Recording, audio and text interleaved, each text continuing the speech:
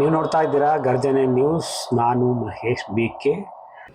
ಭಾರತದ ತಳಮಟ್ಟದ ಪ್ರಜಾಪ್ರಭುತ್ವ ಮತ್ತು ಅಭಿವೃದ್ಧಿಯನ್ನು ಖಾತ್ರಿಪಡಿಸುವಲ್ಲಿ ಗ್ರಾಮ ಪಂಚಾಯಿತಿ ಪ್ರಮುಖ ಪಾತ್ರ ವಹಿಸುತ್ತೆ ಅನ್ನೋದು ಮಾತ್ರ ಯಾರು ಮರೆಯುವಾಗಿಲ್ಲ. ಇಂತಹ ಪ್ರಮುಖ ಪಾತ್ರ ವಹಿಸುವಂತಹ ಗ್ರಾಮ ಪಂಚಾಯಿತಿನ ಯಲಹಂಕ ವಿಧಾನಸಭಾ ಕ್ಷೇತ್ರ ಉಸ್ಕೂರು ಗ್ರಾಮ ಪಂಚಾಯಿತಿಯಲ್ಲಿ ನೂತನವಾಗಿ ಒಂದೇ ಸೂರಿನಲ್ಲಿ ವಿವಿಧ ಇಲಾಖೆಗಳ ಕಚೇರಿಗಳನ್ನು ಕೂಡ ಸ್ಥಾಪಿಸಿ ಡಿಜಿಟಲ್ ಮಾದರಿಯ ಲೈಬ್ರರಿಯನ್ನು ಕೂಡ ಒಳಗೊಂಡಂತೆ ಒಂದು ಕಟ್ಟಡವನ್ನು ನಿರ್ಮಾಣ ಮಾಡಿ ಇವತ್ತು ಲೋಕಾರ್ಪಣೆ ಮಾಡಿದ್ದಾರೆ. ಈ ಲೋಕಾರ್ಪಣೆ ಕಾರ್ಯಕ್ರಮಕ್ಕೆ ವಿಧಾನಸಭಾ ಕ್ಷೇತ್ರದ ಶಾಸಕರಾದಂತಹ ವಿಶ್ವನಾಥ್ ಸಾಹೇಬರು ಬಂದಿದ್ದರು. ಅದೇ ರೀತಿ ಈ ಕಟ್ಟಡದ ಸಂಪೂರ್ಣ ಜವಾಬ್ದಾರಿ ಹೊತ್ತು ಕಟ್ಟಡವನ್ನು ನಿರ್ಮಾಣ ಮಾಡುವಲ್ಲಿ ತನ್ನ ತನು ಮನ ಧನ ಶ್ರಮವನ್ನು ಹಾಕಿರುವಂತಹ ಗ್ರಾಮ ಪಂಚಾಯಿತಿ ಅಧ್ಯಕ್ಷ ರಮೇಶ್ ಹಾಗೂ ಸದಸ್ಯರಿಗೆ ನಾಗರಿಕರ ವಲಯದಲ್ಲಿ ಒಂದು ಅಭಿನಂದನೆಗಳು ಸಲ್ಲಿಸ್ತಾರೆ. ನೋಡಿ, ನಾವು ನಮ್ಮ ಮಾಧ್ಯಮದಿಂದ ಒಳ್ಳೆ ಕೆಲಸ ಯಾರೇ ಮಾಡಿದ್ರೂ ಕೂಡ ಅಂತಹ ವ್ಯಕ್ತಿಗಳಿಗೆ ಗೌರವ ಸಲ್ಲಿಸಬೇಕಾದ್ದು ನಮ್ಮೆಲ್ಲರ ಜವಾಬ್ದಾರಿ.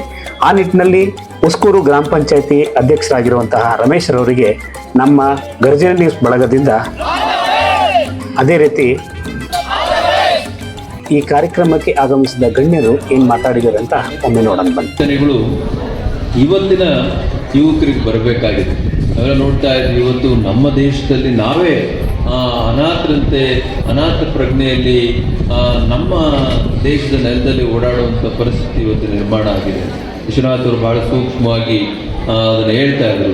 ಜಮ್ಮು ಕಾಶ್ಮೀರ್ನಲ್ಲಿ ಏನಾಗ್ತಾ ಇದೆ, ವೈಷ್ಣೋದೇವಿಗೆ ಹೋಗ್ಬೇಕಾದ್ರೆ ಏನಾಯಿತು, ಅದೆಲ್ಲವೂ ಕೂಡ ಹೇಳ್ತಾ ಇದ್ರಿ. ಒಂದೇ ನಾಡಪ್ರಭು ಕೆಂಪೇಗೌಡರಿಗೆ, ಎಸ್ಪೆಷಲಿ ಉಸ್ಕೂರು ಗ್ರಾಮ ಪಂಚಾಯತಿ, ಇಡೀ ನನ್ನ ಕ್ಷೇತ್ರ ಹೆಣ್ಮಕ್ಳು ಒಂದು ಹೆಜ್ಜೆ ಮುಂಚೆ ಇದ್ದಾರೆ. ಯಾವುದಾರ ಟ್ರೈನಿಂಗ್ ಕೊಡಲಿ, ಕಾರ್ಯಕ್ರಮ ಮಾಡಲಿ, ಇಲ್ಲಾಂದ್ರೆ ಬರೋಲ್ಲಮ್ಮ. ನೋಡಿ, ಯಾರನ್ನ ಸ್ವೀಟ್ ಕೊಟ್ಟ ನೋಡ್ರಿ, ಎಲ್ಲ ಗಂಡಸರು ಪಾಪ ಸೈಡಾಗಿ ನಿಂತವ್ರೆ, ಎದುರ್ಕೊಂಡು ನಿಮ್ಗೆಲ್ಲ ಕೂಡ ಇಲ್ಲ ಲಾಸ್ಟಲ್ಲಿ ಕೂತವ್ರೆ ಅಂತ ಕಡೆಗೆ. ಅಲ್ಲಿ ಯಾರು ಹೇಳ್ತಾರೆ ಹೊರಗಡೆ ಹೆಣ್ಮಕ್ಳೇ ಸ್ಟ್ರಾಂಗ್ ನಾವು ಇಲ್ಲಿ ಭಾಳ ಸ್ಟ್ರಾಂಗು ಅಂತೇಳಿ. ಯಾಕಂದರೆ ನೀವು ಸ್ಟ್ರಾಂಗ್ ಆದರೆ ನಮ್ಮ ಕುಟುಂಬನೂ ಸ್ಟ್ರಾಂಗ್ ಆಗ್ತದೆ, ನಮ್ಮ ಕ್ಷೇತ್ರನೂ ಸ್ಟ್ರಾಂಗ್ ಆಗ್ತದಮ್ಮ. ನೀವು ಕೂಡ ಅಷ್ಟೇ ಒಳ್ಳೊಳ್ಳೆ ಕೆಲಸಗಳನ್ನ ಮಾಡ್ತಕ್ಕಂಥ ಸಂದರ್ಭದಲ್ಲಿ ನಾವೆಲ್ಲ ಒಟ್ಟಾಗಿ ಹೋಗೋಣ, ಯಾವುದು ಸ್ವಾರ್ಥ ಇರೋದು ಬೇಡ ಅಂತಕ್ಕಂಥ ಮಾತನ್ನು ಹೇಳಿ ಈ ಒಂದು ಅದ್ಭುತವಾದಂಥ ಕಾರ್ಯಕ್ರಮಕ್ಕೆ ನಮ್ಮನ್ನು ಕರೆದು ಈ ಸನ್ಮಾನವನ್ನು ಮಾಡಿ ಖುಷಿ ಆಗ್ತದೆ. ನನಗೆ ಕೆಲಸ ಮಾಡೋದು ಕಂಡ್ರೆ ಹೊಟ್ಟೆ ಕಿಚ್ಚೇನಿಲ್ಲ. ನನಗೆ ಏನು ಬೇಕಾದ್ರೂ ಬೆಂಬಲವನ್ನು ನಾನು ಕೊಡ್ತೀನಿ, ಶಕ್ತಿ ಮೀರಿ ನಾನು ಸಹಕಾರವನ್ನು ಕೊಡ್ತೀನಿ. ಈಗ ಎಷ್ಟೊಂದೆಲ್ಲ ಕರೀಲಿಕ್ಕೆ ಬರ್ತೀನಿ. ನಾನು MLA ಅಂತೇಳಿ ನಾನು ಏನು ಅಮ್ಮು ಬಿಮ್ಮು ಏನಿಲ್ಲ ಮೊದಲ ಕಡೆ ನೋಡ್ತಿರಲ್ಲ, ಮಕ್ಕಳು ಕೂಡ ಯಾಕಂಡು ಫೋಟೋ ಸೆಲ್ಫಿ ಅಂತವೆ ನಿಂತ್ಕೊಂತೀನಿ. ಏನು ಮಾಡೋಕ್ಕಾಗಲ್ಲ, ಅವ್ರು ಲೋಪ ಹಾಕೋಕ್ಕಾಗಲ್ಲ ಅವ್ರಿಗೆಲ್ಲ ಕೂಡ ನಾವು. ಯಾಕಂದರೆ ನೀವು ನಮ್ಮನ್ನು ಈ ಸ್ಥಾನದಲ್ಲಿ ಕುಂಡಿಸಿರ್ತಕ್ಕಂಥದ್ದು. ನಾವು ರಾಜ್ಯದಲ್ಲೇ ನಂಬರ್ 1 ಗ್ರಾಮ ಪಂಚಾಯತಿ ಕಟ್ಟಡ ಕಟ್ಟಬೇಕು ಅಂತ ಎಲ್ಲ ತೀರ್ಮಾನ ಮಾಡಿ ನಾವು ಸದಸ್ಯರುಗಳು, ನಾವು ಮತ್ತು ನಮ್ಮ ಯಲಹಂಕ ಶಾಸಕರಾದಂಥ ವಿಶ್ವಣ್ಣನವರ ಸಹಕಾರದೊಂದಿಗೆ ಒಂದು ಒಳ್ಳೆಯ ಗ್ರಾಮ ಪಂಚಾಯತಿ ಕಟ್ಟಬೇಕು ಅಂತ ಉದ್ದೇಶ ಮಾಡಿದಾಗ ಎಲ್ಲರೂ ಒಮ್ಮತದಿಂದ ನಾವು ಈ ಒಂದು ಕಟ್ಟಡ ಕಟ್ಟಬೇಕು ಅಂತ ತೀರ್ಮಾನ ಮಾಡಿ ಇವತ್ತು ಕಟ್ಟಡ ಕಟ್ಟಿ ಓಪನ್ ಆಗಿ ತೀರ್ಮಾನಕ್ಕೆ ಬಂದಾಗ ಇವತ್ತು ಕಟ್ಟಡ ಉದ್ಘಾಟನೆ ಕಾರ್ಯಕ್ರಮ ಇತ್ತು. ಮೊದಲನೇದಾಗಿ ನಮ್ಮ ಚುಂಚನಗಿರಿ ಮಠದಂಥ ಶ್ರೀ ನಿರ್ಮಲಾ ಸ್ವಾಮಿಗಳು ಆಶೀರ್ವಾದದೊಂದಿಗೆ ಈ ಕಾರ್ಯಕ್ರಮ ಸ್ಟಾರ್ಟ್ ಮಾಡಿ, ಈಗ ನೆಕ್ಸ್ಟ್ ನಂಜಾವಧೂತ ಸ್ವಾಮಿಗಳು ಬಂದು ಆಶೀರ್ವಾದ ಮಾಡ್ಯವ್ರೆ. ಅದರ ಜೊತೆ ನಮ್ಮ ವಿಶ್ವಣ್ಣನವರು, ಜನಪ್ರಿಯ ಶಾಸಕರಾದಂಥ ವಿಶ್ವಣ್ಣನವರ ಸಹಕಾರದೊಂದಿಗೆ ಇವತ್ತು ಈ ಕಾರ್ಯಕ್ರಮ ಅದ್ದೂರಿಯಾಗಿ ನಡೀತು.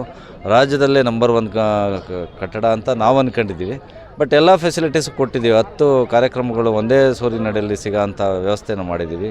ಅಂಚೆ ಕಚೇರಿ ಇರ್ಬೋದು, ಶ್ರೀಶಕ್ತಿ ಭವನ ಇರ್ಬೋದು, NRM ಶೆಡ್ ಇರ್ಬೋದು, ಮತ್ತು ನಮ್ಮ ಬ್ಯಾಂಕ್ ಇರ್ಬೋದು, ಗ್ರಾಮ 1 ಇರ್ಬೋದು, ಮತ್ತು ಡಿಜಿಟಲ್ ಗ್ರಂಥಾಲಯ, ಪ್ರತಿಯೊಂದನ್ನು ಒಂದೇ ಸೂರಿನಲ್ಲಿ ಸಿಗೋ ರೀತಿ ನಾವು ನಡ್ಕೊಂಡಿದ್ದೀವಿ.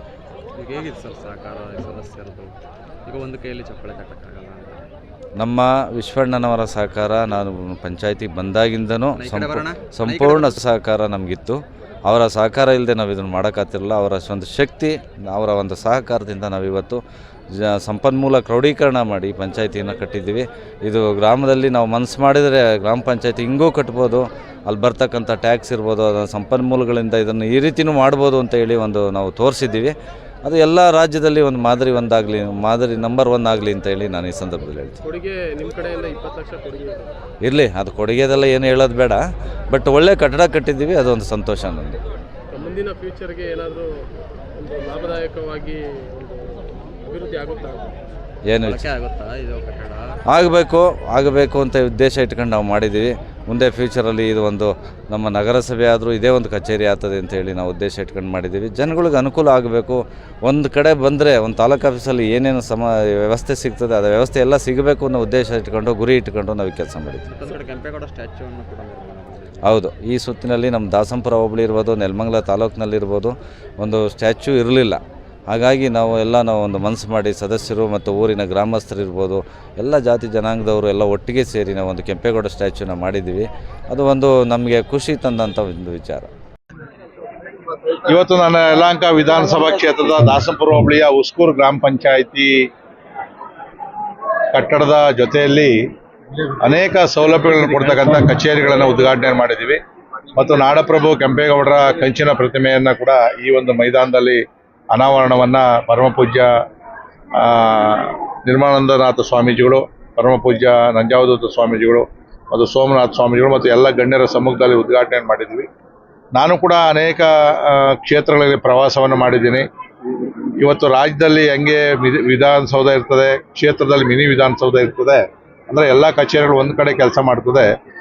ಇದನ್ನು ನಾನು ಉಸ್ಕೂರು ಗ್ರಾಮ ಪಂಚಾಯತಿಯಲ್ಲಿ ನೋಡಿದೆ. ನಾನು ಬಹುಶಃ ಈ ಥರ ಗ್ರಾಮ ಪಂಚಾಯತಿಯಲ್ಲಿ ಒಂದೇ ಕಟ್ಟಡದಲ್ಲಿ ಅನೇಕ ಕಚೇರಿಗಳನ್ನು ಮಾಡಿರ್ತಕ್ಕಂಥದ್ದು ರಾಜ್ಯದಲ್ಲೇ ಇದು ಮೊದಲು ಅಂತೇಳಿ ಅನಿಸ್ಬೋದು. ನಮ್ಮ ಈ ಗ್ರಾಮ ಪಂಚಾಯತಿ ಅಧ್ಯಕ್ಷ ಅಂತ ಡಾಕ್ಟರ್ ರಮೇಶ್ ಅವರು ಮತ್ತು ಅವರ ತಂಡ ಏನಿದೆ ಗ್ರಾಮ ಪಂಚಾಯತಿ ಸದಸ್ಯರಿಗೆ ನಾನು ಅಭಿನಂದನೆಗಳನ್ನು ಸಲ್ಲಿಸ್ತಾ ಇದ್ದೀನಿ. ಯಾಕೆಂದರೆ ನಾವು ಎಷ್ಟು ದಿನ ಅಧಿಕಾರದಲ್ಲಿ ಇರ್ತೀವಿ ಅಂತಕ್ಕಂಥದ್ದು ಮುಖ್ಯ ಅಲ್ಲ, ಅಧಿಕಾರ ಅವಧಿಯಲ್ಲಿ ಏನು ಕೆಲಸವನ್ನು ಮಾಡಿದ್ದೀವಿ, ಜನೋಪಯೋಗಿ ಕೆಲಸವನ್ನು ಮಾಡಿದ್ದೀವಿ ಅಂತಕ್ಕಂಥದ್ದು ಭಾಳ ಪ್ರಮುಖ. ಇದು ಮಾದರಿ ಪಂಚಾಯತಿ ಆಗಿದೆ. ಈ ಪಂಚಾಯತಿ ಥರ ಬೇರೆ ಪಂಚಾಯತಿಗಳು ಕೂಡ ಇದನ್ನು ಅಳವಡಿಸ್ಕೊಳ್ಬೇಕು ಅಂತಕ್ಕಂಥ ಮಾತನ್ನು ನಾನು ಬೇರೆ ಕಡೆ ಕೂಡ ಹೇಳೋನಿದ್ದೀನಿ.